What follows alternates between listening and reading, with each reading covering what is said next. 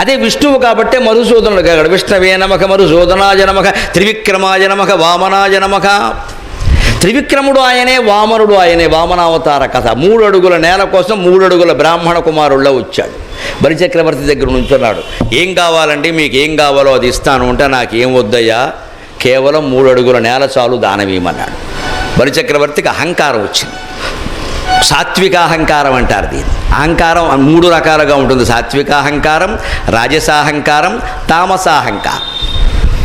ఓ బండబూతులు మాట్లాడడం, తొడగొట్టి మాట్లాడడం, నానా గొడవ చేయడం, వీధుల్లో తాగేసి మాట్లాడడం, ఇదంతా తామసాహంకారం.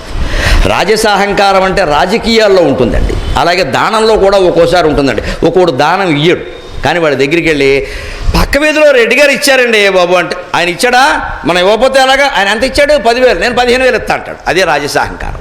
ఆయన ఇవ్వకపోతే ఈయన ఇవ్వడం. అందుకే కార్యకర్తలు చాలా తెలివిగా ఆయన ఇచ్చిన విషయం వీళ్ళకి చెప్తారు. వీడు ఎందుకు ఇచ్చాడు, ఆయన ఇవ్వబట్టి ఇచ్చాడు, ఆయనకంటే ఎక్కువ పేరు కోసం. ఇది రాజసాహంకారం. దాని ఫలితాలు దానికి ఉంటాయి, వదిలేయండి. సాత్విక అహంకారం అంటే అది కాదు. మనుషులు చాలా ప్రశాంతంగా ఉంటారు, ధీరంగా ఉంటారు, గంభీరంగా ఉంటారు. కానీ లోపల ఉండే భావన ఏమిటంటే, నేను చేయకపోతే ఏముంది అసలు, ఇది మొత్తం ఈ ఊళ్ళో ఎవరికైనా భక్తి జ్ఞానమా, వల్లకాడ వశనపురమా, మనం లేకపోతే, ఈ మాట పైకి అంటాం, మళ్ళీ ఎవరన్నా అంటే మాత్రం మనదేం లేదండి అంటాడు, కానీ లోపల అంతా ఉంది. ఇదే సాత్విక అహంకారం. బలిచక్రవర్తికి అది ఉంది. అందుకే ఆయన 3 అడుగుల నేల అడగగానే, ఏమిటండి 3 అడుగుల నేల, నాకు అవమానం, హాయిగా ఏం కావాలో తీసుకోండి. వరచేలంబుల మాడలో ఫలములో వన్యంబులో గోవులో, వరచేలంబుల మాడలో ఫలములో వన్యంబులో గోవులో, కరులో కంచనమో నికేతనములో గ్రామంబులో భూములో, హరులో రత్నములో రథంబులో విశిష్టార్థంబులో కన్యలో, కరులో కంచనమో నికేతనములో గ్రామంబులో భూములో, ధరణీ ఖండము కాక ఏమడిగదు ధాత్రీ సురేంద్రోత్తమ. నీకు బట్టలు కావాలా, డబ్బు కావాలా, ఇవన్నీ మామూలేనండి. పోనీ బ్రహ్మచారి కుర్రాడు అడగచ్చు, అవి పర్వాలా. హరులో గుర్రాలు కావాలా, రత్నములో రత్నాలు కావాలా, రథంబులో రథాలు కావాలా, కరువులో ఏనుగులు కావాలా. ఏనుగులు గుర్రాలు 3 అడుగుల కుర్రాడు ఏం చేసుకుంటాడండి? ఈయన ఏమైనా జ్ఞానం ఉందా అసలు? దేశాన్ని పరిపాలించేవాడు మాట్లాడే మాటేనా ఇది? 3 అడుగులు 7 ఏళ్ల వయస్సున్న బ్రాహ్మణ అబ్బాయి నీ దగ్గరికి వచ్చి చదువుకునే విద్యార్థి, నాకు దానం ఇయ్యవయ్యా అంటే, ఓ పలక ఇచ్చుకో, ఓ బలపం ఇచ్చుకో, ఓ పంచి 2 జతల బట్టలు ఇచ్చుకో, లేదా మధ్యాహ్న భోజనం పెట్టుకో, అందులో కోడిగుడ్డు కూడా ఇచ్చుకో కావాలంటే. ఇవన్నీ మానేసి వాడికి ఏం కావాలో చూడడం మానేసి, నీకు ఏనుగులు కావాలా, ఏనుగు తొక్కితే వాడు పనికొస్తాడా? నీకు గుర్రాలు కావాలా, గుర్రం ఎక్కితే పనికొస్తాడా? గుర్రం ఎక్కడం అంటే వేరే అర్థం కూడా ఉంది. గుర్రం ఎక్కితే పనికొస్తాడా? అంతేకాదు, కన్యలో అమ్మాయిలు కావాలి. ఇదేంటి అమ్మాయిలను ఇస్తావా? వాడు చెడిపోవడం, చదువుకునేవాడికి అమ్మాయిలను ఇస్తే ఏమిటా మాటలు? దీన్నే అహంకారం అంటారు. ఇంకా అది ఎంతవరకు వెళ్ళిపోయిందంటే, ధరణీ ఖండమో, నేను చాలా పౌరుషవంతుణ్ణి, అవసరమైతే చెప్పు, నా రాజ్యం అంతా నీకు ఇచ్చేస్తా, నీకు ప్రజలు పనిగట్టుకుని నువ్వు పెద్ద వంశంలో పుట్టావు కదా అని నీకు రాజ్యాధికారం ఇస్తే, దీన్ని తీసుకెళ్ళి మొత్తం 7 ఏళ్ల కుర్రాడికి అప్పగిస్తావా? వాడు గోడికాయల్లో పెట్టేస్తే దీని ఆటలో. ఇదండి కనిపించిన అహంకారం. బలిచక్రవర్తిని భక్తుడు అనొద్దు, సాత్విక అహంకారం కలిగిన వాడు.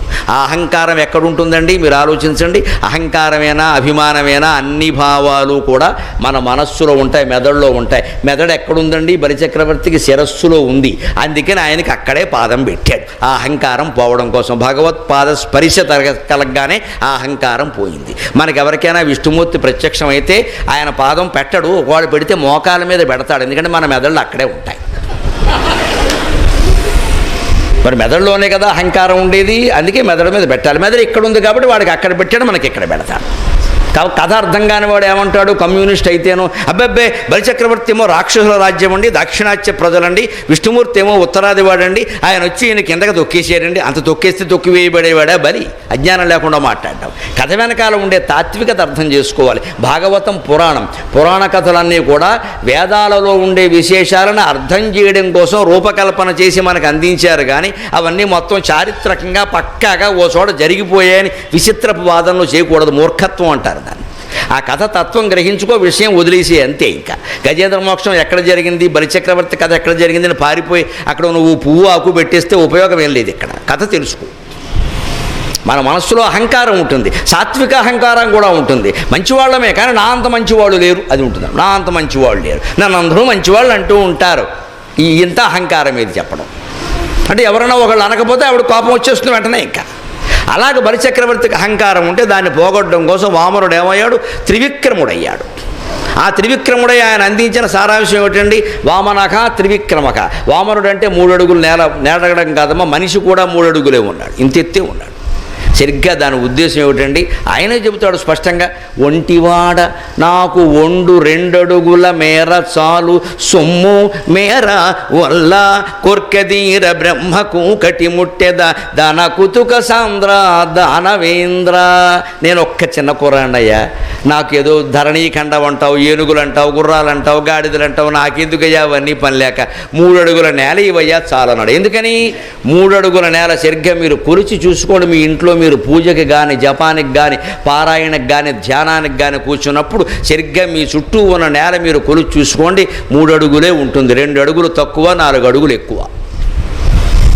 ఆ 3 అడుగుల నేలలో మనం కూర్చుని సరిగ్గా స్తోత్రం చదివితే, సరిగ్గా పారాయణ చేస్తే, సరిగ్గా జపం చేస్తే, సరిగ్గా ధ్యానం చేస్తే గుహాయాం అంతర్గుహలో హృదయంలో ఉన్నటువంటి విష్ణుమూర్తి దర్శనం అవుతుంది, ఆత్మ సాక్షాత్కారం. అందుకు 3 అడుగుల నేల చాలు. అప్పుడు విశ్వమంతా మన దగ్గరే ఉంటుంది. విశ్వమూర్తిర్ మహామూర్తిర్ దీప్తమూర్తిర్ అమూర్తిమాన్ అనేకమూర్తిరవ్యక్త శతమూర్తి శతాననక.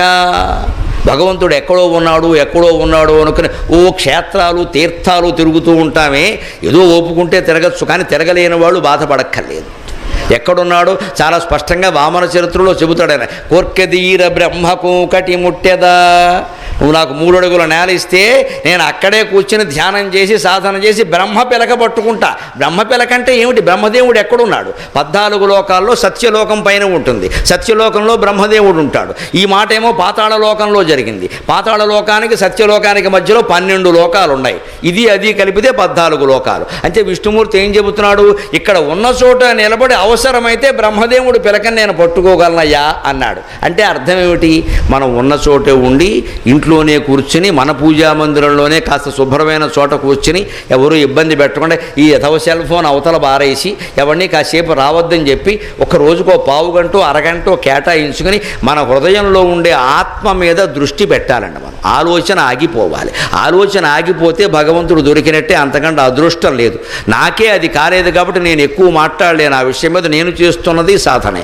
నేను తరచు ఏకాంతం ఎందుకు కోరుకుంటాడు అంటే ఈ సాధన కోసం ఇంత తప్పించినందుకు, ఇంత చెప్పినందుకు, ఇన్ని పద్యాలు అలనేందుకైనా అమ్మవారు కరుణించి నాకు సాక్షాత్కరిస్తుందేమో ఏకాంతాన్ని కోరుకుంటా. అంతకుమించి ఎవరి మీద ద్వేషం నాకు లేదు. పాదాభివందనాలు పారితోషికాలు ఇస్తే నా సొమ్మేం పోయిందమ్మా, పట్టుకెడతాను, పెళ్ళాం బిడ్డలకు ఇచ్చుకుంటాను, వాళ్ళు ఇంకా నన్ను ఎక్కువ గౌరవిస్తారు. కానీ ఎంతకాలం ఇది? ఎంతకాలం? మీకు అందరికీ చెబుతున్నది మేము అందుకోద్దా? మేము ఇలాగే ఉండిపోతామా చెప్పేవాళ్ళ కింద? మేము అందుకోకుండా మీకు చెప్పడమే తప్పే అసలు. అందుకని నేను ఇంట్లో కానీ ఎక్కడికి వచ్చినా కానీ ఏకాంతాన్ని ఎందుకు కోరుకుంటా? ఇంటికి ఎవరన్నా వస్తానన్నా కూడా వద్దమ్మా, కేవల దర్శనం కోసం రావద్దు, ఏదైనా పని ఉంటే చెప్పమంటాను. అబ్బే ఓసారి మిమ్మల్ని చూడాలని టీవీలో చూడమ్మని చెబుతాను. లేదు ఏదైనా సభలో ఇలా జరిగింది చూడండి, ఇంతకంటే చూసేదేముంది, మీద పడితే ఏమైనా చూస్తారా వచ్చి? అంటే ఆ కాంక్ష వదిలేయాలి మనం. ఇంక ఊరికి ఆ గౌరవాలు పెద్ద విషయాలు కదండి. మీరు 10 మంది మా ఇంటికి వచ్చిన దగ్గర నుంచి, మేము 10 మంది ఇళ్ళకెళ్ళే దగ్గర నుంచి మొత్తం సమయం అంతా పోయింది. మీరు ఆలోచించండి, దీనికే సరిపోయింది, ఇంకా ఎప్పటికీ దొరకదు.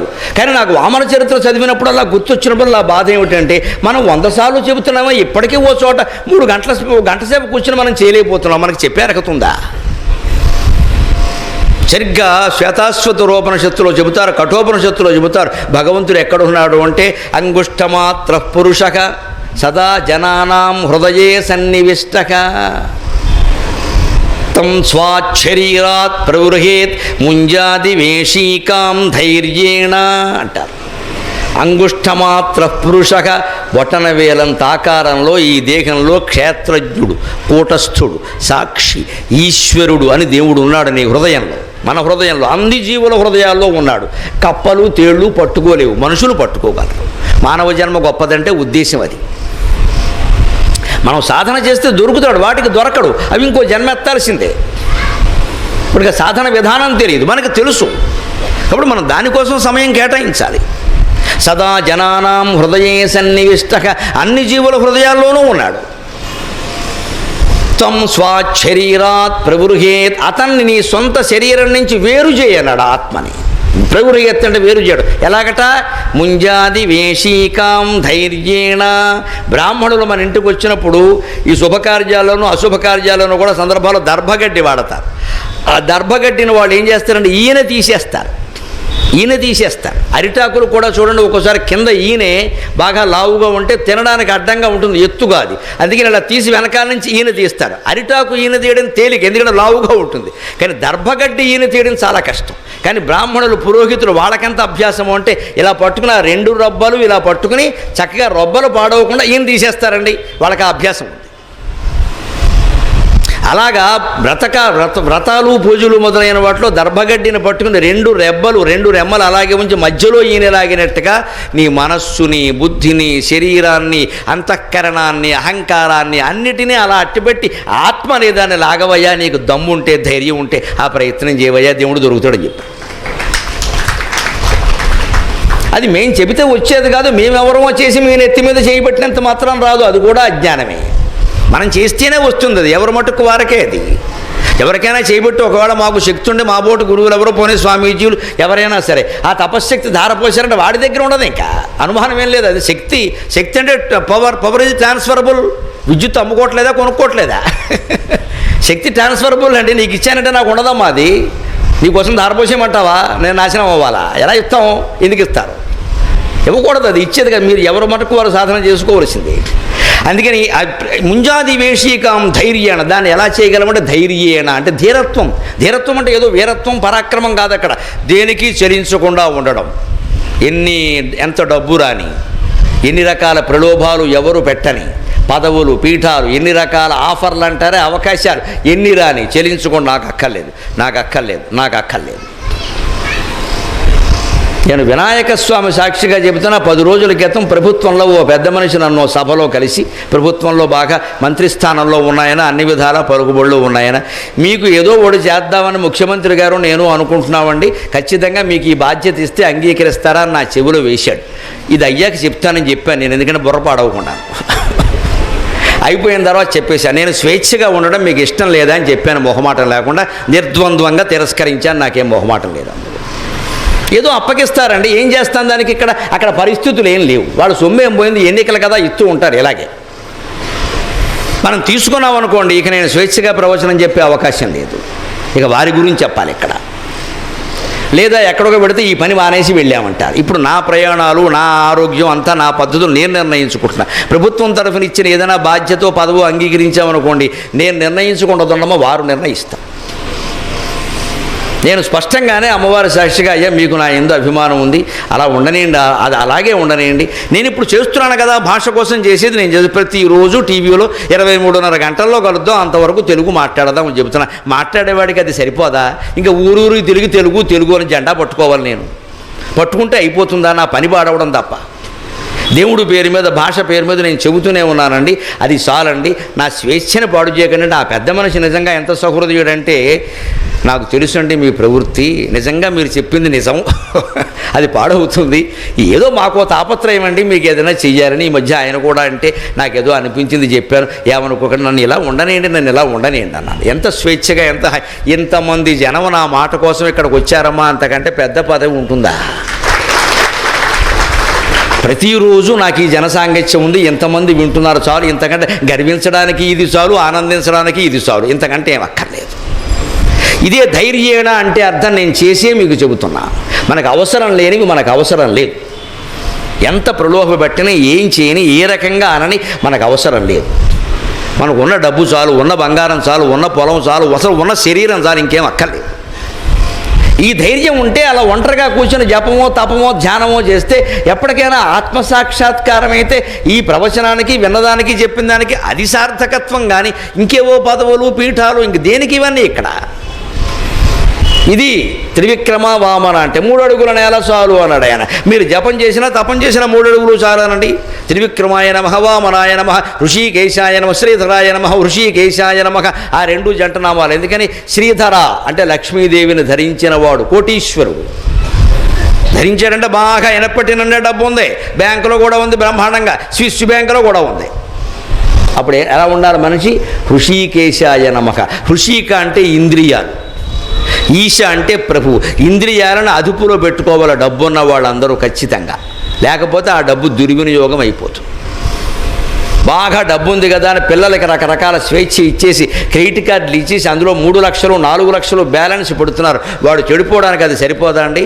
యౌవనం ధన సంపత్తి ప్రభుత్వం అవివేకత ఏకైకమప్యనర్థాయ కిముయత్ర చతుష్టయం అంటాడు సుభాషితాల్లో.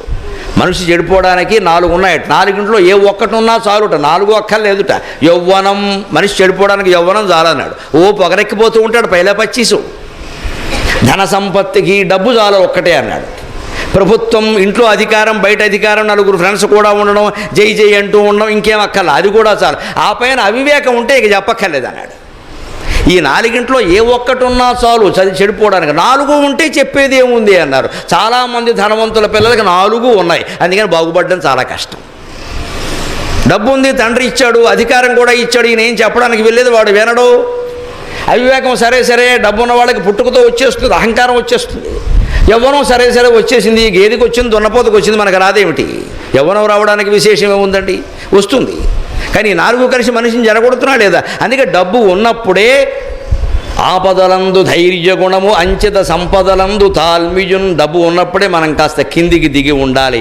నాలుక మీరకూడదు, కాలు మీద కాలు వెయ్యకూడదు. పెద్దవాళ్ళందరినీ పూర్వం ఊళ్ళో ఎలా గౌరవించామో అలాగే గౌరవించాలి. నీకేమిట్రా పెద్ద కోటీశ్వరుడు అంటే, ఏదో తల్లిదండ్రులు దయండి, మీ ఆశీర్వచనం అండి, నేను బాగుపడాలని అనండి, అంతే, డబ్బు సమస్య వద్దండి అనే చెప్పాలి. అంతేగాని మేసం మెలేసామంటే అయిపోయినట్టే లెక్క.